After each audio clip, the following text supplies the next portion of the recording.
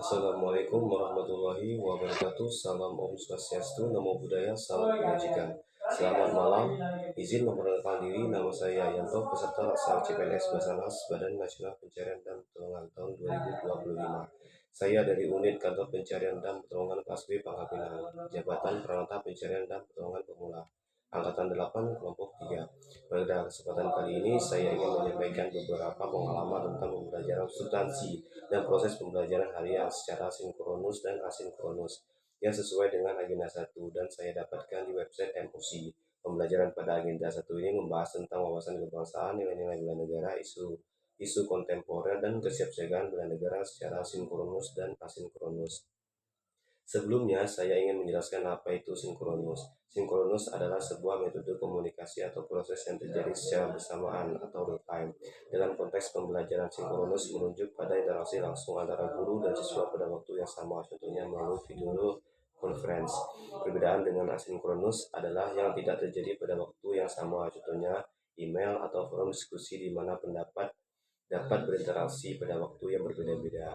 Contoh dalam pembelajaran adalah pembelajaran tatap muka, live session online, seperti Zoom, Google Meet, dan kelas online webinar. Kelebihan sinkronus itu adalah interaksi langsung, memungkinkan diskusi spontan, klarifikasi cepat, dan umpan balik langsung, membangun komunitas, kebersamaan, dan kolaborasi di antara peserta. Untuk kekurangan sinkronus adalah jadwalnya terikat, membutuhkan penjadwalan yang terkoordinasi, yang mungkin sulit bagi semua orang, ketergantungan pada teknologi, dan secara keseluruhan sinkronus adalah metode yang efektif untuk komunikasi pembelajaran yang membutuhkan interaksi langsung dan umpan balik. Contoh sinkronus adalah tatap muka pembelajaran. Sinkronus dalam konteks wawasan kebangsaan dan nilai-nilai bela negara adalah pembelajaran yang dilakukan secara langsung, tatap muka antar pengajar dan peserta didik.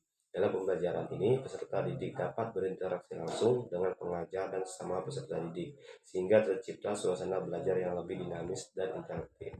Contoh aplikasinya adalah diskusi kelompok, diskusi tentang isu-isu terkini yang berkaitan dengan wawasan kebangsaan dan nilai-nilai bela negara, seperti radikalisme, intoleransi, dan korupsi. Untuk studi kasusnya adalah menganalisis kasus-kasus pelanggaran wawasan kebangsaan dan nilai-nilai bela negara, serta mencari solusi untuk mengatasinya. Kemudian simulasi, mensimulasikan situasi yang membutuhkan penerapan nilai-nilai bela negara, seperti penanggulangan bencana dan konflik sosial. Secara sinkronus, yang dapat saya ambil adalah saya membuka website MUC dan mempelajari MUC tersebut secara mandiri. Di sana saya mendapatkan pembelajaran yang disediakan, baik dalam bentuk video dan juga modul, terkait wawasan kebangsaan dan nilai-nilai bela negara, isu kontemporer, dan kesiapsiagaan bela negara.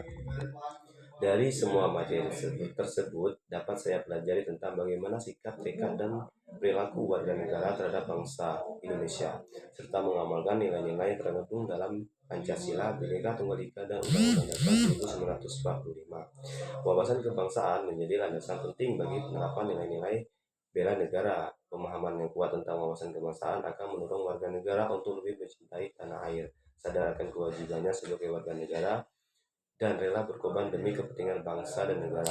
Sebaliknya, dengan menerapkan nilai-nilai bela negara akan memperkuat wawasan kebangsaan dan menjaga keutuhan bangsa dan negara.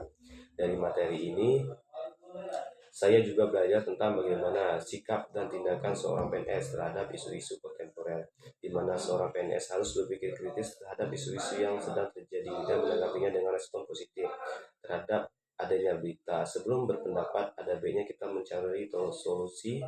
Maksud saya, sebelum berpendapat, ada baiknya mencari informasi tersebut benar atau tidak dan berusaha untuk berkomentar positif.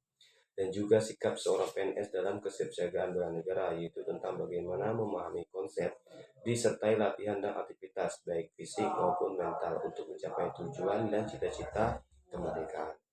Mungkin hanya itu pengalaman yang dapat saya sampaikan. Apabila ada kesalahan, saya mohon maaf.